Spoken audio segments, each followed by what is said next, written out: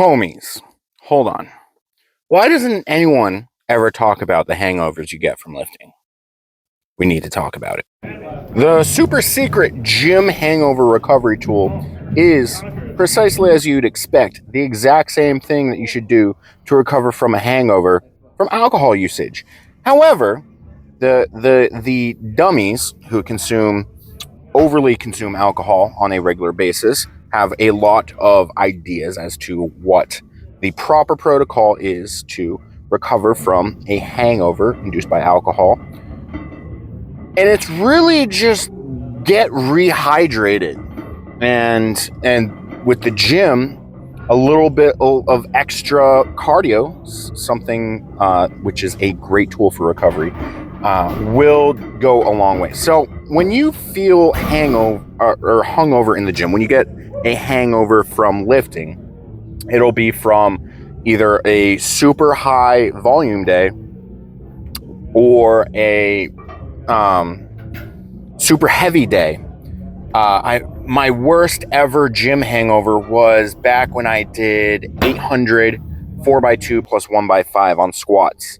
Super big hangover. I was useless at work, but to be honest, I don't do anything at work anyway, so not too bad of an issue. But what happens when you become, well, let's call it a gym hangover, is your central nervous system kind of gets over aroused, and what happens, there has to be some sort of refractory period, kind of like when you get overly excited near your mom's best friend, and you have to have a bit of a recovery period.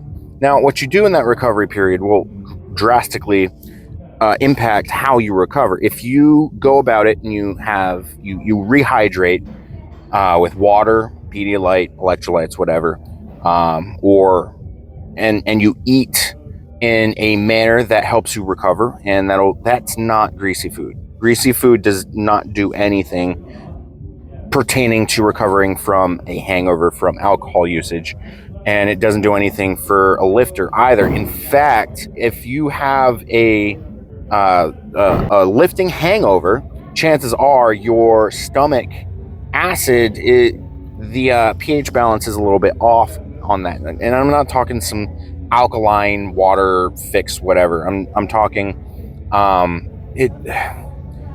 the way that oils work within your system. It changes the pH balance of your internal system, and your body can't really process those extremely interlocked chains of fatty acids or of fats, and it's just no bueno. If you've ever noticed, you increase your indigestion, you get a bloated feeling, you show signs of IBS when you consume lots of fried foods, a lot of greasy foods. So in retrospective, eating greasy foods just leads to indigestion, and the if it does help with any sort of alcohol usage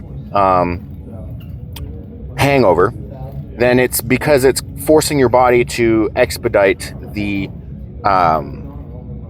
alcohol from your system faster by making you poop more. And it just sounds miserable. You might as well just use a laxative at that point. Fried food or laxative, I know most people will be like, French fries are pretty good. Mozzarella sticks, nut. But take a psyllium seed husk or Miralax or some sort of stool softener to help you pass that a little fast. Or if you have a lot of indigestion issues, fried foods will generally can make you vomit. If you've got liver issues, chances are that your stomach and your entire body, your system is not going to be able to handle fried foods just as well, and it could cause you to puke, especially if you're in a high stress state. So back to lifting hangovers.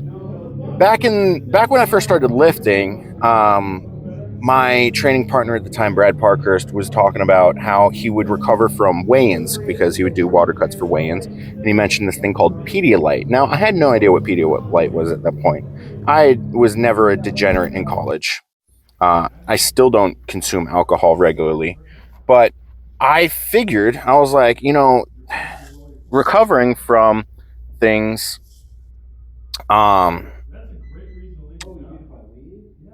like a water cut or um, any sort of heavy lifting day, you feel hungover because you are getting dehydrated, and dehydration is going to give you that kind of depleted feeling. So I used to say I would prime myself for training by consuming a Pedialyte. Now Pedialyte's a little expensive. I was in college, so I was operating on daddy's money, of course, and it worked pretty well. He tried it, and he was like, "This works. It's stupid." And turns out it's just electrolytes. And now that I have a nutritionist and a full meal plan, the foods that I eat are generally catered towards increasing my recovery. So there's no oils. I don't consume any oils. Right now, we're trying to deal with fatty liver disease, so we're mitigating all of our carbs towards nighttime. So I haven't had any carbs yet today. But the the thing is I trained today, and while I was training, I was like, huh. I don't have a lot of soreness. I don't have a lot of lactic acid buildup in my joints, in my muscles, or anything. And I'm actually feeling pretty good. Usually, after a day like yesterday, if you'd watched the "I fried my brain" video while lifting, you'll know that by the end of that workout, I was dragging, and to be honest, I was dragging the whole time.